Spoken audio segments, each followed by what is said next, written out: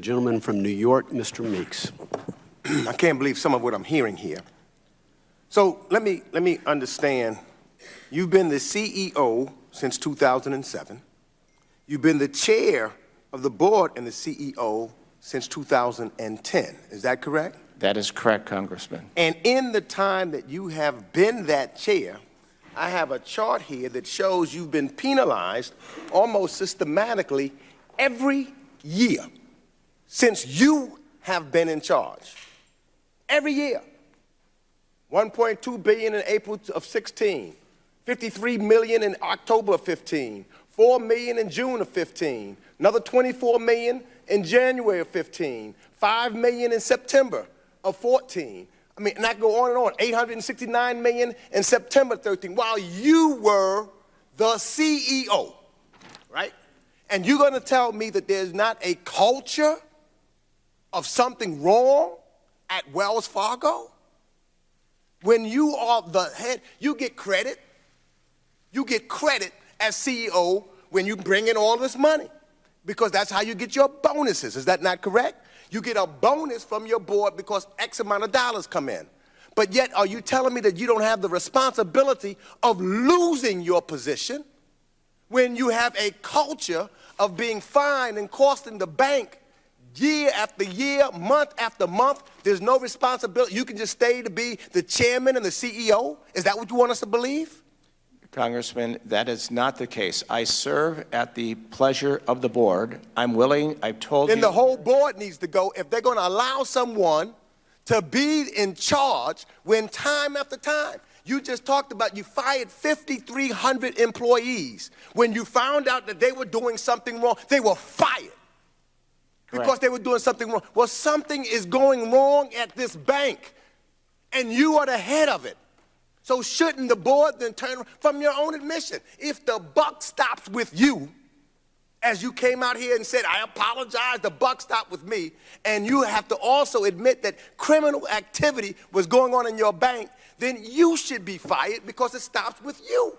Well, again, Congressman, the board has that power. That's their, and my energy right now is to lead this company forward. Sir, I also want to remind. So you came here and you started out by saying, I apologize, etc. If somebody walked into Wells Fargo tomorrow and robbed your bank or defrauded your bank, and then after they're caught, they'll say, well, I'm sorry. I'm going to take full responsibility for robbing this bank, and I am sorry that I robbed this bank. So please don't prosecute me because I am sorry now that I robbed this bank. Would you allow the person just to walk out after robbing your bank because he is now sorry that he robbed his bank after he took the money already? Congressman, I see something very different between being honest and breaking our code of ethics and taking advantage of. You didn't break code of ethics? And I Did your bank, do you realize that you have not only given, would you admit this, that not only do your bank have a black eye, that your bank, Wells Fargo, has given the entire financial service industry a black eye. Your responsibility. Yeah, you heard Mr. Sherman now, he wants, and I agree with him, he wants everybody to come in here. Why? There's only one reason why. Your bank, you, CEO, chairman, basically for me, was on top of what basically has been a criminal enterprise. Because when I look at consistency, time after time after time and time again, you have to get fines. Now, it must mean that you're making a lot of money because it's easier to pay the fine because you know that nothing else is going to happen to you. So you pay the fine, you get away, you make a lot of money. Now, I'm upset. I'm from New York.